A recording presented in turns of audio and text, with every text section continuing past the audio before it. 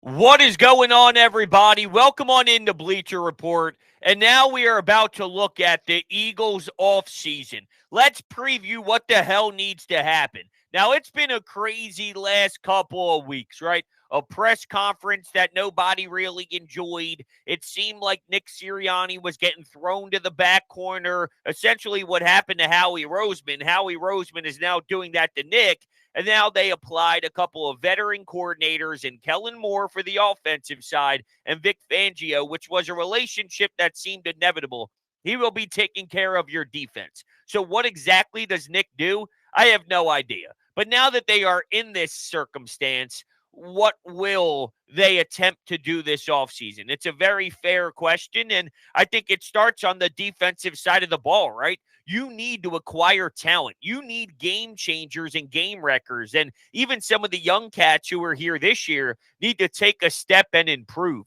Jalen Carter can't be hitting no rookie wall. Jordan Davis needs to make sure that his stamina is up, that he's in the proper condition, all right, that he's in shape and there's no questions on his weight. And, I'm not ripping him as much as everybody else is in this town. I'm willing to give him an opportunity to learn what it's like to go up against these big offensive linemen for a long, long season. I know he did some great things at Georgia, but there were definitely concerns about maybe his snap count and the usage, but also Georgia is stacked. Georgia is filled with a billion elite, unbelievable men in the trenches. So there's a rotation, but now it's different because you are definitely being relied upon, and they're looking at you with a heavy set of eyes saying, yo, Jordan Davis, you and Jalen Carter need to be what Fletcher Cox and Javon Hargrave was if we have a chance to get to another Super Bowl. So you better be prepared. Yo, Nolan Smith, huge disappointment this season. You barely did anything. I can't name you one good thing he did. I see him trying to trip people in the playoff. That's what he's doing, sticking his leg out, trying to trip people. I believe that was the Tampa game, or was that one of the end of the regular season games that were just as miserable? I don't know. But regardless, I know Nolan Smith hasn't provided enough juice, and that is a huge loss from a first-round draft pick. And once again, I'm not ruling him out by any means, but if we're projecting what has to be done this offseason outside of who you're bringing in that's different from last year's roster and last year's personnel, well, some of the in-house candidates need to be significantly better or else you don't have a shot, right? So I'm going to post our Bleacher Report poll in the chat room right now. And the question is, are you okay with keeping Nick Sirianni and then also adding new coordinators? Now, me personally, I'm not. Because what you're doing is you're just pretty much postponing the inevitable. Nick Sirianni will be fired. He will be fired. They took away his power. That's step one of eventually getting that guy out of the building. They're afraid to commit to that right now. I don't know if it's because Jeffrey Lurie didn't want to do it. Howie Roseman did want to do it. I don't know if it's because that they are so attached to the front office and the ownership having all the power because they're scarred of what happened with Chip Kelly. But you got to recognize, bro, that the people who ask for a lot of power more times than not do it for a reason, because they deserve it, because they have a lot of smarts, because they are super intelligent. And if you have a sensational coach who demands that type of respect and demands that type of ability, well, that's because they hold themselves to a high standard and they look at themselves as great. Isn't that what you want out of a head coach? Howie and Jeffrey Lurie are just not operating at a reasonable position in my eyes, because what they do is they limit the ceiling of what this team could be because of their inability to get uncomfortable with a coach, because it failed them once. It screwed them one time with Chip, and now all of a sudden they're never going back to that well. Even if I give you 15 candidates who want more say and want the ability to maybe say, I demand this player, I want that player, whatever it is. If I give you 15 coaches, 2 of them may flop, 13 of them may be great. Well, it's your job to find the 13. Now, maybe it's a little bit closer to 10 and 5. 5 might be a disaster. 10 might be great. Well, it's your job as a general manager, as an owner, to find one of the 10.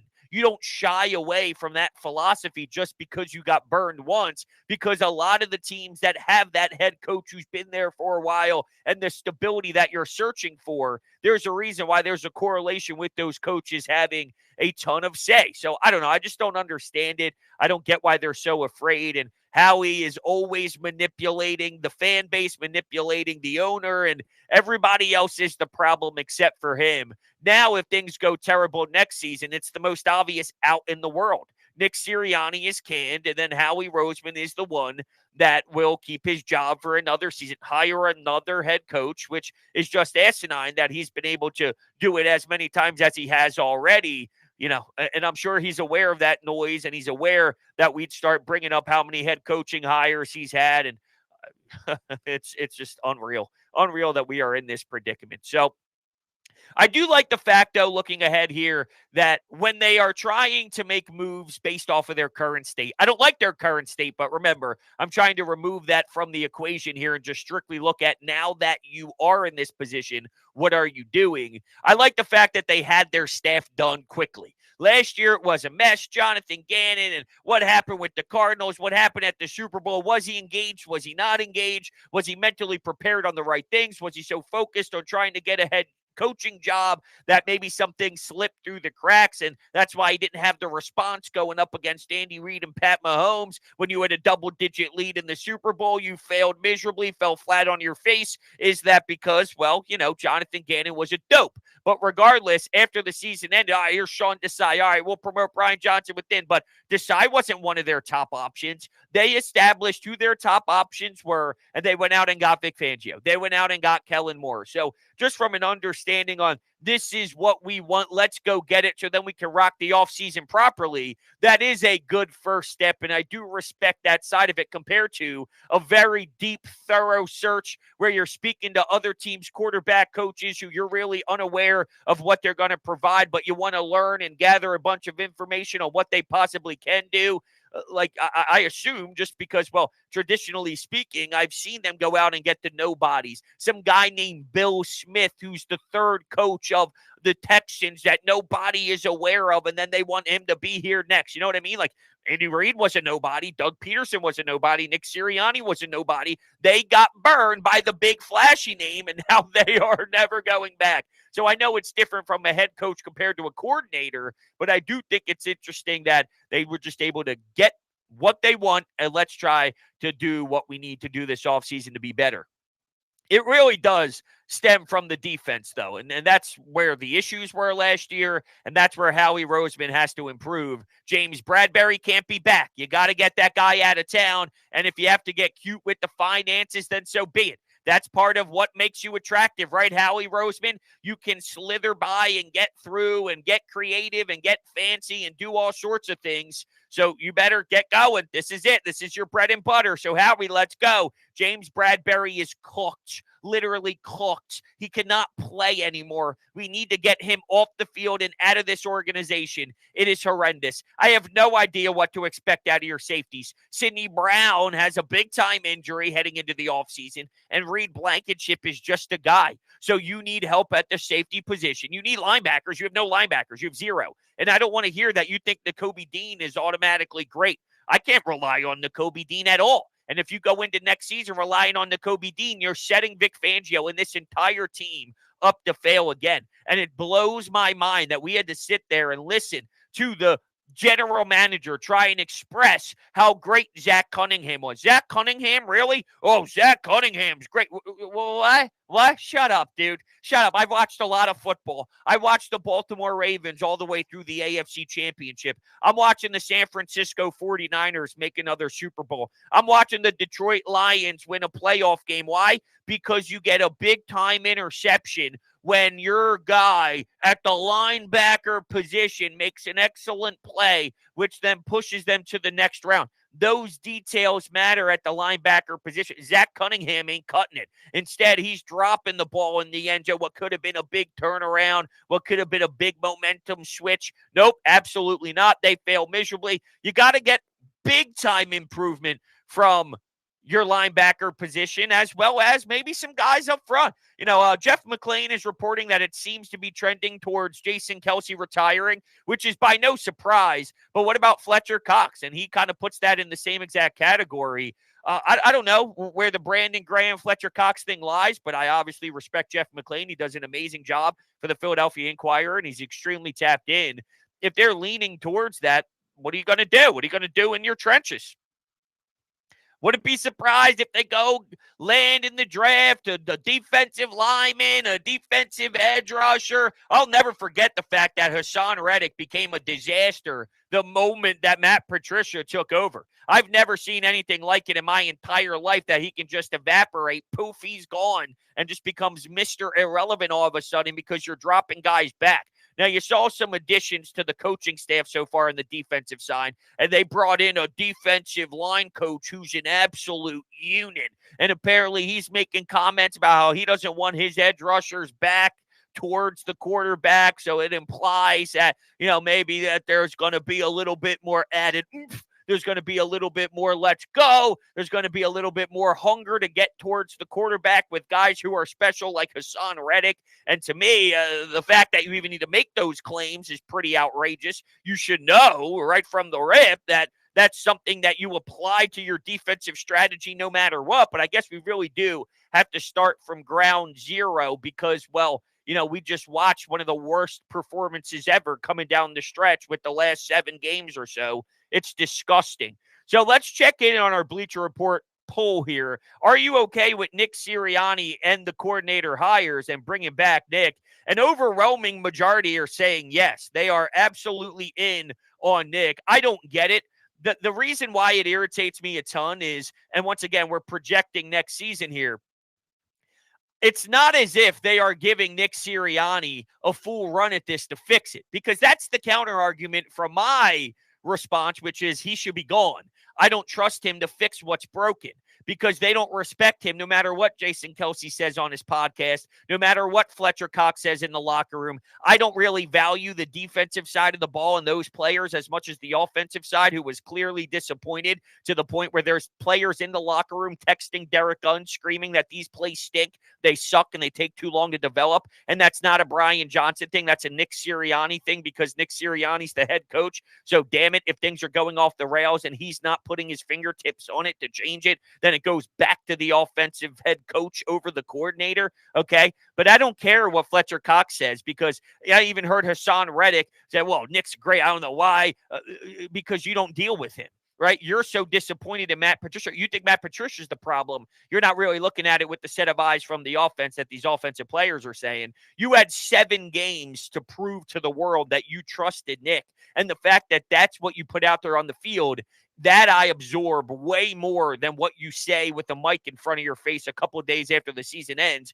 when you're prepared to go in there and really praise the coach because you think he's a good guy. I'm not asking if Nick Sirianni's a good guy. I'm asking, does he have what it takes to really inspire a group of men after they already pretty much determined that he doesn't have what it takes. Now that that's in question, it's that much harder to get everybody to buy in. And he's saying he's not going to change his core values. In your offseason plan, Nick, you have to change the core values or this is going to end the same way that this season did with a big-time fail. That's not going to work. You can't try and motivate a bunch of men year in and year out with core values, especially after they hear it already. All right, Nick, it's year 4. We heard that spiel 5 times already. I'm sick and tired of it. Now, he claims what's going to matter most when he does go into the offseason is changing the order of the core values. Okay, Nick. Okay, Nick. Okay. Yeah, the order is going to be the difference in inspiring these 53 men to be great. It's a joke. I truly just don't understand it. But anyway, the organization is not giving the opportunity to Nick Sirianni to change this. That's what I keep hearing. Well, look at his track record. And look, he went to the Super Bowl. But they're not giving him the chance. They're stripping everything from his duties. So they're asking him to do nothing.